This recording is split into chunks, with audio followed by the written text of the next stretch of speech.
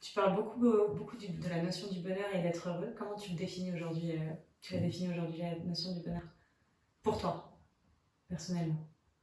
Alors c'est une vaste question, je vais le faire simple, je suis pas sûr que c'est ma réponse définitive, donc ça se trouve, si j'y réfléchissais plus, je trouverais un truc plus stylé, mais moi je veux pas dormir.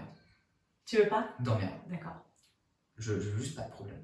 J'essaie de designer ma vie, ça fait 15 ans que je travaille là-dessus pour avoir le moins de problèmes possible. Est-ce que c'est un problème pour toi? Ça va être des problèmes de sécurité, ça va être des problèmes au travail, ça va être des problèmes relationnels. J'ai une attitude assez... comme tu dis, j'ai eu beaucoup d'échecs plus jeunes, je comprenais pas, j'ai du mal à lire les personnes en général, et donc j'ai eu beaucoup de déceptions aussi sentimentales, mais aussi en termes amicales, hein, je crois. Et depuis, j'applique des règles pour éviter ça. C'est-à-dire que si quelqu'un me trahit une fois, je ne me prends même plus la tête, et je reste qu'avec des gens qui veulent le meilleur pour moi.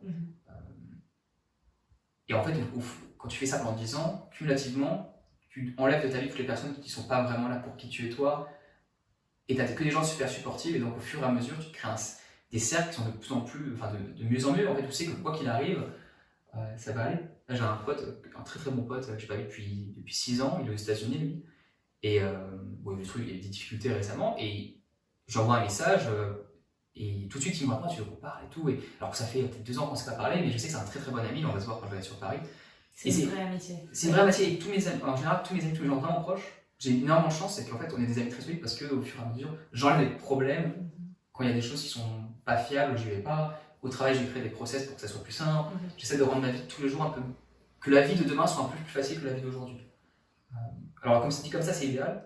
Ça marche pas toujours, et quand on est dans la situation difficile ou quand on se pose des questions, typiquement quand tu es en France, il y a beaucoup un cadre qui peut être très incertain, beaucoup de pression, beaucoup de choses négatives à la télévision et aux médias. On peut se demander comment faire, et je me focalise sur ok, qu'est-ce que je fais aujourd'hui qui demain va m'aider? Est-ce que c'est j'améliore un petit process, j'apprends comment mieux éditer des vidéos, mieux faire un podcast, ou j'ai rencontré quelqu'un aujourd'hui pour que demain ça aille. Donc, et en fait, au bout de 10-15 ans, tu arrives à avoir une vie qui est. Je prends 10-15 ans, parce que j'ai 10 ans, tu vois, quand t'es plus gamin, à partir de 15 ans, avant ça, j'étais pas très conscient, parce qu'on est jeune. Mais ouais, vu que ça fait maintenant au moins 15 ans que je fais ça, 10-15 ans, ça va beaucoup mieux, je suis dans une situation où je peux être beaucoup plus chill parce que j'ai beaucoup moins de problèmes.